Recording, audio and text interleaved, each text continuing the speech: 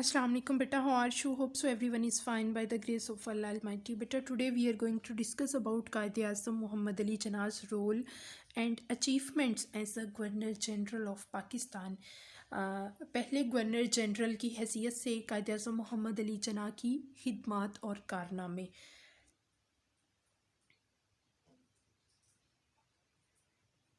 There are the different points. Let we discuss them one by one. Quaid-e-Azam Muhammad Ali Jinnah took oath as the first Governor General of Pakistan.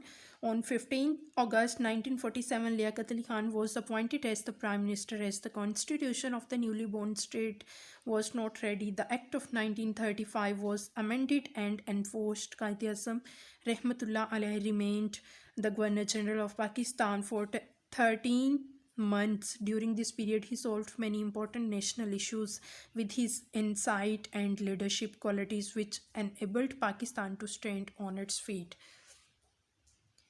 14 अगस्त 1947 को कायद-ए-आज़म ने governor general की हैसियत से हल्फ उठाया। लियाकत अली खान पाकिस्तान के पहले वज़ीर आज़म मुकर्रर हुए और नौज़ायदा मुमलकत का दस्तूरी ढांचा तैयार नहीं था। 1935 के एक्ट में मुनासिब तब्दीलियाँ करके मुल्क का निज़ाम इसके तहत चलाया गया। कायद-ए-आज़म मोहम्मद अली जिन्नाह ने 13 माह गवर्नर जनरल की हैसियत से काम किया या ज़िंदा रहे।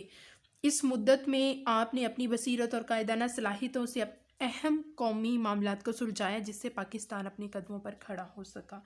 पॉइंट नंबर 2 है Quaid-e-Azam Mohammad Ali Jinnah with his towering personality overcame many problems created after independence. The Hindus tried to create all kinds of difficulties for Pakistan, which included the unfair division of assets, the problem of rehabilitation of the refugees, and the ill treatment of the Muslims by the Hindus, beside timely transfer of the administrative record to Pakistan.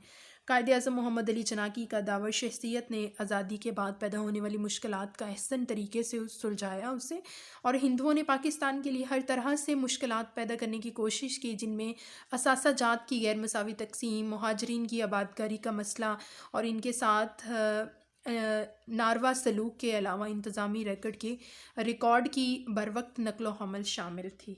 Point number 3 में क्या बताया गया है? Realising the sensitivity of situation, Quaid-e-Azam Mohammad Ali Jinnah declared Karachi as the capital of Pakistan.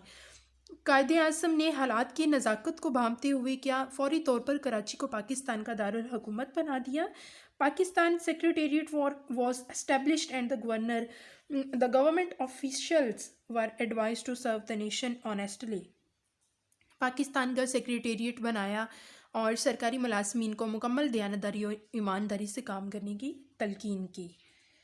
Special trains were arrange to bring the government officials from India who had opted for Pakistan. आपने हिंदुस्तान से अफसरान की मुंतकिली के लिए खास गाड़ियाँ चलवाईं। An agreement was concluded with an air company which started the movement of government employees from India. हवाई कंपनी से माहिदा किया, जिससे सरकारी मुलाजमीन की नकलो हमल शुरू हुई। For administrative reformation a committee was set up under the supervision of Chaudhry Mohammad Ali. इंतज़ामी ढांचे की बेहतरी के लिए चौधरी मोहम्मद अली की सरकर्दगी में कमेटी बनाई। Civil services were recognised and civil service academy was constituted. आपने सिविल सर्विसेज का अजरा किया और सिविल सर्विस अकेडमी बनाई। Accounts and foreign services were also started. आपने अकाउंट्स और फॉरेन सर्विसेज का आगाज़ किया। Headquarters of army, navy and air force were establish to improve their efficiency. बहरी और बरी अफवाज को बेहतर हालात में लाने के लिए हेडक्वार्टर बनाए गए। An ordnance factory was also setup in his rayon. असला फैक्ट्री का क़याम भी आपके दौर में हुआ। बिसाइड अदर इशूज़, कायद-ए-आज़म रहमतुल्लाह अलैह paid special attention to the foreign policy. He developed healthy relations with the neighbouring and developed countries which was the main objective of the foreign policy.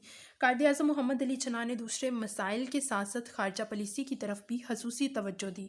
हमसाया ममालिक और दीगर बड़े ममालिक के साथ ताल्लुकात को इस्तवार किया, जो कि हमारी खारजा पॉलिसी के बुनियादी मकासद में शामिल हैं। In addition to other issues, education also needed attention at the time of independence. Quaid-e-Azam रहमतुल्लाह अलैह did a lot to improve it. He held the first educational conference in 1947 To him, the objective of education was to shape the code of morality.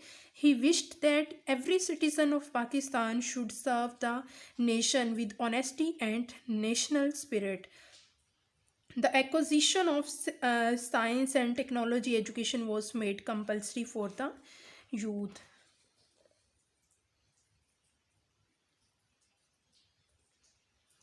कायदे अज़म क़याम पाकिस्तान के वक्त जहाँ बेशुमार मसाइल थे, वहाँ तालीम के मैदान में भी कामयाबी हासिल करना बहुत ज़रूरी था।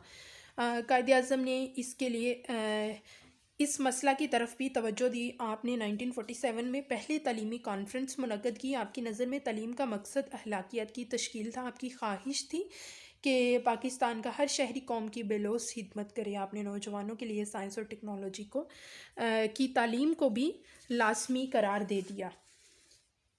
Quaid-e-Azam Rahmatullah alayhi rendered all possible services to Pakistan as long as he lived. Despite his bad health, he kept on going through the important files.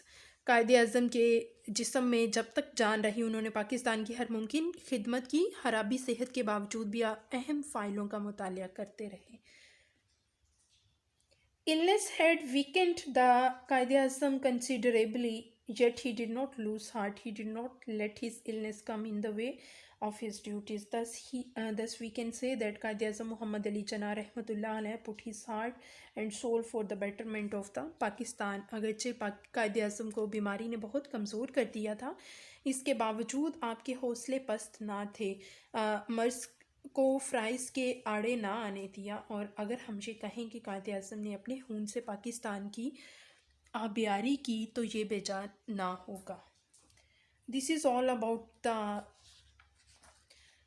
We can say that these are the achievements as the first Governor General, and this is the role and achievements as the first Governor General of Pakistan. Quaid-e-Azam was the first Governor General of Pakistan. It's too much important